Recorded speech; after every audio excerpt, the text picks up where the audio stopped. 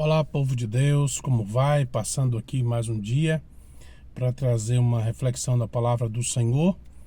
Hoje nós vamos falar sobre o tema de terça-feira da nossa lição de escola sabatina, do nosso manual de estudo. E o tema de hoje é a igreja reveladora da sabedoria de Deus. A igreja é reveladora da sabedoria de Deus. Esse é o tema. O que Paulo disse sobre Deus, já começa com uma pergunta. O que Paulo disse sobre Deus e suas ações em Efésios capítulo 3, versículo 7 a 13, né? Lendo esse texto, nós encontramos que o plano de Deus para todas as épocas é expressar por meio da igreja sua graça e amor aos crentes. É isso que nós conseguimos entender lendo estes versos que Paulo cita aqui no livro de Efésios. Paulo novamente reivindicou ser ministro pelo dom da graça de Deus. Efésios capítulo 3, versículo 7. Precisamos comparar os textos de Efésios 3, 7 com Efésios 3, de 1 a 2. O Efésios 3, verso 7, vai dizer o seguinte: do qual fui constituído ministro conforme o dom da graça de Deus, a mim concedida segundo a força oponente do seu poder, do poder de Deus. Efésios capítulo 3, no verso 1 e 2, vai dizer o seguinte: por esta causa eu, Paulo, sou prisioneiro de Cristo Jesus, por amor de vós, gentios, se é que tendes ouvido a respeito da dispensação da graça de Deus a mim confiada para vós outros. Que bênção, não? Esse dom concedido por causa do valor do destinatário, mas pela graça de Deus, Paulo destacou esse ponto, descrevendo-se como o menor de todos os santos. Em Efésios capítulo 3, versículo 8, ele diz: a mim, o menor de todos os santos, me foi dada esta graça de pregar aos gentios o evangelho das insondáveis riquezas de Cristo. Apesar de Paulo reivindicar o seu chamado, ele se sente o menor dentre os seus contemporâneos. Há uma progressão na compreensão que Paulo tem de si mesmo em suas cartas.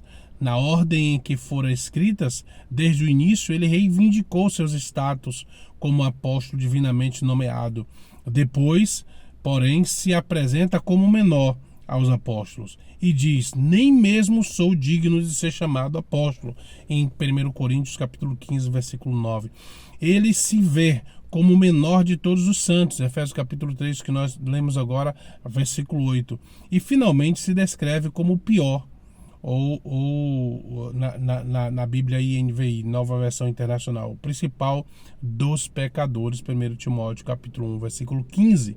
Que maravilha! Quanto mais a pessoa vai se aproximando de Cristo, menos ela se exalta, menos ela se acha que é capaz de alguma coisa, porque nós não somos capazes de nada. Quem é capaz de alguma coisa é Cristo. Se você acha que você é capaz de alguma coisa por si só, está enganado, né? Quem nos dá os dons, quem nos dá a capacidade de compreensão, capacidade intelectual, capacidade de oratória, de pregação, de cantar, de louvar, sabe, de dar um estudo, de compreensão da Bíblia Sagrada, tudo isso vem de Deus, amigo. Talvez sua linha de raciocínio, diz o tema aqui da lição, explique esta citação da escritora Ellen White. Quanto mais perto você estiver de Jesus, mais cheio de faltas se sentirá, e seus próprios olhos, pois sua visão ficará mais clara e suas imperfeições serão vistas em amplo distinto, contraste com a natureza perfeita de Cristo. É o que eu acabei de falar aqui agora.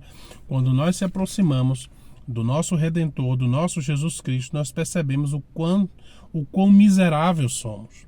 E nós não vamos, a partir do momento que a gente se encontra quem somos, nós não vamos querer ser maior do que os outros. Tem pessoas que acham que ela é maior, sabe? Que ela é o bambambam, é aquela pessoa que sabe tudo, né? Tem pessoas que têm uma oratória muito boa, prega muito bem, canta muito bem, dirige muito bem uma igreja, seja ele pastor, seja ele um ancião, seja ele um presbítero de uma igreja qualquer aí, um líder da igreja, um líder espiritual. E por ele estar num determinado cargo, numa determinada função, ele acha que ele é o cara. Mas eu quero te dizer uma coisa, amigo, essa obra é de Deus. E aquele que tenta se exaltar, ele será abatido. Paulo escreveu: para que agora, pela igreja, a multiforme sabedoria de Deus se torne conhecida dos principados e das potestades nas regiões celestiais. Efésios capítulo 3, versículo 10.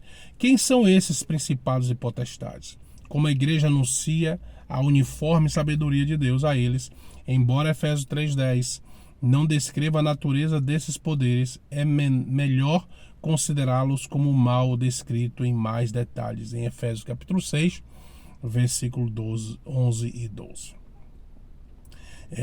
Efésios capítulo 3, versículo 10 vai dizer o seguinte: para que pela igreja a multiforme sabedoria de Deus torne conhecida agora dos principados e potestades nos lugares celestiais.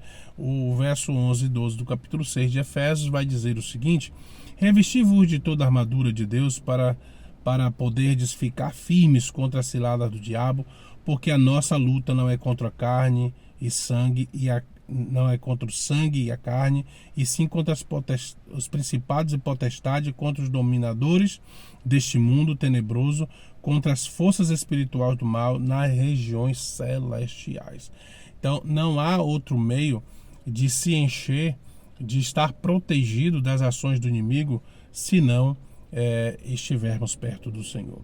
Se assim for a composição da igreja unificada, judeus e gentios, outrora divididos, torna-se para esses poderes nas regiões celestiais em anúncio pessoalmente do plano de Deus para o futuro, de fazer convergir nele, Cristo, convergir em Cristo, na dispensação da plenitude dos tempos, todas as coisas, tanto as do céu como as da terra, Efésios capítulo 1, versículo 10. Esses poderes são advertidos de que o plano de Deus está em andamento e que sua ruína é garantida. A própria natureza de uma igreja unificada sinaliza a própria natureza de uma igreja unificada sinaliza a sua derrota final, a derrota do inimigo. Se a igreja estiver unida, se a igreja estiver unificada, se a igreja estiver junta, com o propósito que Cristo criou, que Cristo chamou para fazer a missão. Se você for cumprir a missão que Cristo lhe chamou, você se unirá ao restante. Se você está separado do rebanho, separado dos demais, querendo fazer um trabalho independente, querendo fazer um trabalho sozinho, porque não consegue conviver com os outros irmãos, você não está fazendo o trabalho de Deus. Você não está fazendo o trabalho da igreja de Deus, você está fazendo o trabalho do inimigo. Porque a desunião vem do adversário de nossas almas, é ele que causa briga, ele que causa discórdia e a desunião entre a igreja. Então, que nós possamos voltar para Cristo, que nós possamos voltar a ouvir o chamado de Jesus e trabalharmos juntos em equipe. A equipe humana junta com a equipe divina. É o humano trabalhando com o divino. É o ser humano trabalhando com o Espírito Santo, com os anjos, com Jesus, com os céus ao seu favor. Permita que Jesus seja o seu pastor, o seu guia, assim como o salmista Davi disse: o Senhor é o meu pastor e nada me faltará. Que Deus abençoe o seu dia e até amanhã, da nossa próxima reflexão.